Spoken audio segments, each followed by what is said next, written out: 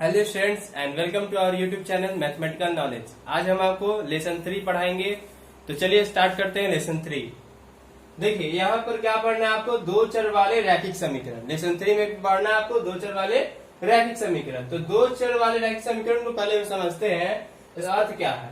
दो चर वाले रैखिक समीकरण मतलब ये हुआ कि यहाँ पर दो चर के बारे में आपको पढ़ना है। मतलब कि चर और अचर आपको बता चुके हैं लेसन 2 जब पढ़ाए थे। तो चर कहते हैं जिसका मान बदलता रहे, मतलब कि एबीसीडी एक्स वाई जेड जो भी होता है ऐसे लेकर जेड तक, तो वो सब चर पद में होते हैं।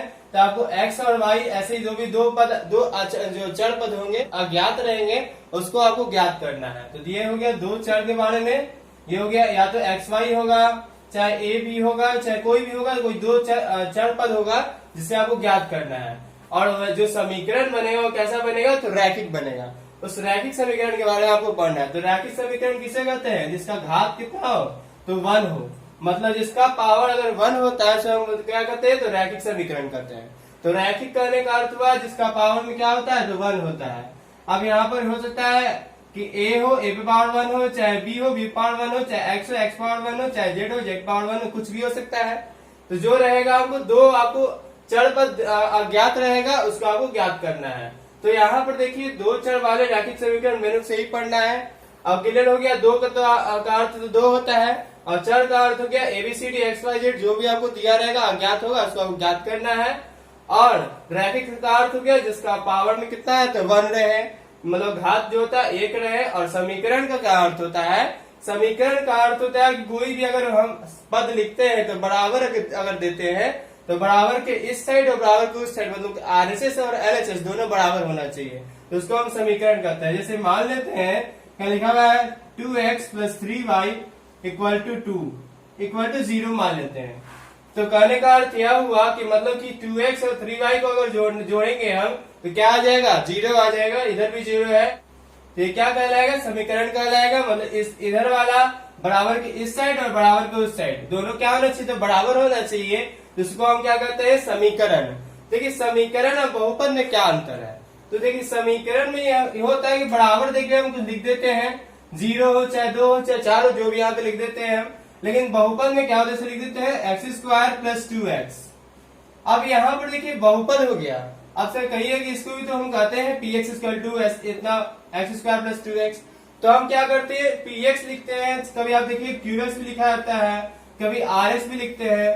लेकिन यहाँ पर जो होगा x² + 2x लिख दे रहे हैं हम, ये भी क्या है x² + 2x। कहने का अर्थ यह हुआ कि px बराबर भी x² + 2x है, qx बराबर भी x² + 2x है, चाहे rs बराबर भी x² + 2x आ रहा है। मतलब ये किसी को डिनोट करने के लिए, मतलब दर्शाने के लिए इसका नाम देते हैं px qx rx। क्लियर है ना।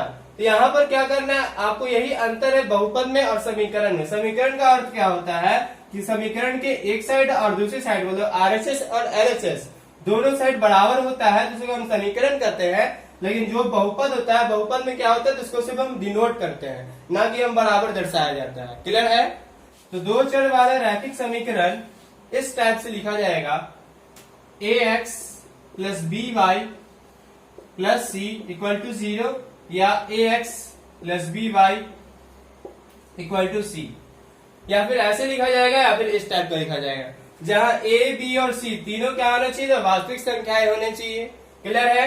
और a और b जो है 0 नहीं होना चाहिए, a = ≠0 और b = ≠0। क्योंकि अगर एक भी से 0 हो जाएगा तो इससे या फिर x हट जाएगा या फिर y हट जाएगा। तो ये जब x या y किसी में से अगर एक भी हट जाए तो ये दो चर बनेगा ही नहीं, सिर्फ एक चर बन जाएगा। इसलिए क्या है, गलती हो जाएगा। मतलब कि आपको a और b 0 नहीं होना चाहिए। अगर c 0 हो जाए तो कोई दिक्कत नहीं है। क्लियर है। तो इसका अगर लिखा जाएगा मानक रूप, तो आपको इसी प्रकार का लिखा जाएगा दो चर रैखिक समीकरण का ax + by + c = 0। क्लियर है।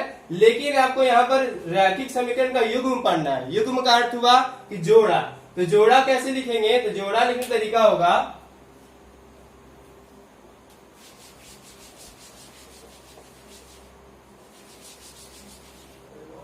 हम युग्म को कुछ इस तरह प्रकार लिखेंगे। देखिएगा,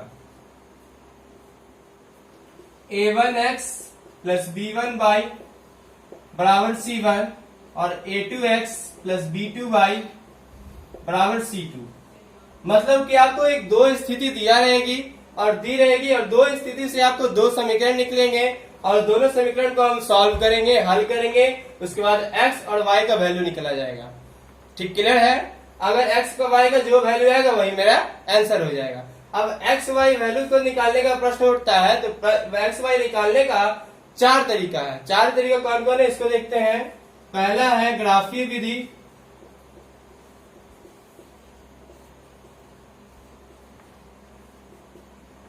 दूसरा है प्रतिस्थापन विधि,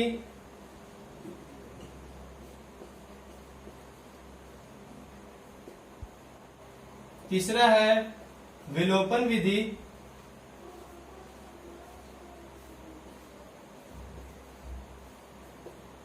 और फोर्थ है ब्रजगुणन विधि।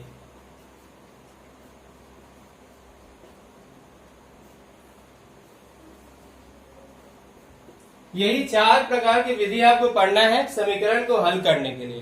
तो आप समझ चुके हैं समीकरण और बहुपद में क्या अंतर है, क्लियर है। हम आगे अब देखते हैं क्या कि अब समीकरण को तो समझ चुके हैं कि समीकरण का हल करने के चार विधि है। पहले एक्सरसाइज में आप ग्राफीय विधि पढ़ेंगे, फिर अगले एक्सरसाइज में आप प्रतिस्थापन, विलोपन, ब्रजगुणन अलग अलग करके पढ़ेंगे और फिर आगे चलकर क्या करेंगे, हम तीनों एक साथ पढ़ेंगे। उसमें से आपको जो विधि इजी लगे उस विधि से आप बना सकते हैं। और अगर लिखा रहे कोई इस विधि से बनाना है हमको, तो उस विधि जैसे लिखा प्रतिस्थापन विधि से हल करें, तो फिर आपको प्रतिस्थापन विधि से हल करना होगा। चाहे लिखा रहे विलोपन विधि से हल करें तो विलोपन विधि से हल करना होगा। क्लियर है? तो चलिए अब समझते हैं आगे क्या कि अब तो हो गया कि ये चार विधि से आपको पढ़ना है, लेकिन अब इसमें क्या करना है कि सबसे पहला विधि में आते हैं हम ग्राफीय विधि में।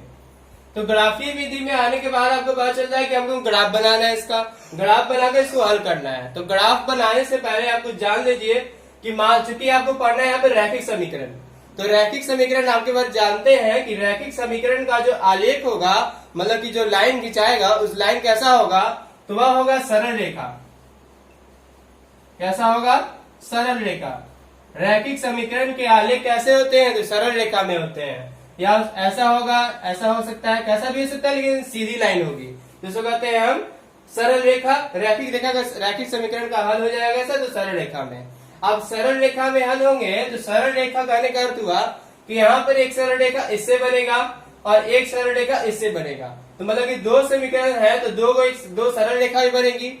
अब आपको समझना क्या है कि अगर दो सरल रेखाएं हैं तो दो सरल रेखाओं की परिस्थिति क्या क्या हो सकती है। तो चलिए देखते हैं कि दो सरल रेखाओं की क्या क्या परिस्थिति हो सकती है। देखिए यह तीन प्रकार से हो सकती है। मान लेते हैं कोई दो रेखा है, तो हो सकता है ये दोनों रेखा एक दूसरे को काट दे। जब एक दूसरे को काट देगी इसको कहते हैं प्रतिच्छेदी रेखा। क्या कहेंगे? प्रतिच्छेदी रेखा।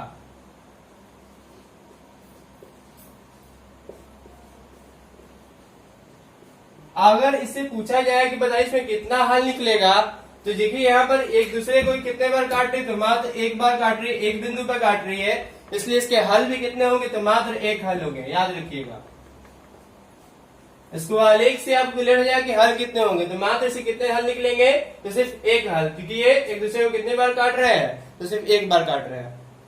अब आगे आते हैं क्वेश्चन। देखिए दूसरी परिस्थिति, दूसरी परिस्थिति क्या हो सकती है, हो सकती है दोनों रेखा एक दूसरे पे ओवरलैप कर जाए, एक के ऊपर एक चढ़ जाए। क्लियर है? तो जब ये एक दूसरे के ऊपर चढ़ जाएगा तो इसको कहते हैं समपाती। क्या कहते हैं? समपाती। समपाती रेखा। समपाती रेखा कहने का अर्थ हो गया जो एक दूसरे को ओवरलैप है। अब बताइए यहाँ पे आप बता सकते कि कितना बार इस पे टकराया है, कोई लिमिट नहीं है। जब कोई लिमिट नहीं कि कितना बार इसमें टकरा रहा है, क्या कोई नहीं बता सकते कि कितना बार टकराया है, तो इसलिए इसका हल भी कितना हो जाएगा, तो अनेक हल हो जाएंगे। इसके हल कितने हो जाएंगे, तो अनेक हल। और एक और परिस्थिति हो सकती है, इसको कहते हैं समानांतर। समानांतर शब्द को आप समझते हैं? समानांतर का अर्थ होता है कि समान अंतर, मतलब कहने का अर्थ हुआ कि इसके बीच का डिफरेंस अगर 5 मीटर का है, मान के चलिए 5 मीटर का है, तो इतना दूर का भी डिफरेंस कितना हो, तो 5 मीटर का होगा। चाहे ये कहीं भी इसको आगे में बढ़ा दे, इसको भी आगे बढ़ा दे, ये कभी जाकर मिलेगा नहीं, चाहे छोटा चाहे बड़ा नहीं होगा, बीच का डिफरेंस सेम का सेम रहेगा। तो जब समान अंतर होता है तो उसी को हम समानांतर करते हैं। क्लियर है? तो वैसी रेखा जिसके बीच में समान अंतर उसे समानांतर करते हैं। तो ये एक और परिस्थिति बनता है समानांतर रेखा। जब दो रेखा हो सकती है, तो यहाँ पर देख रही है समांतर रेखा में एक दूसरे को कभी नहीं काट रहा है। तो जब कभी नहीं काट रहा है, जैसे पहले लिख देते, इसको क्या कहेंगे, समानांतर।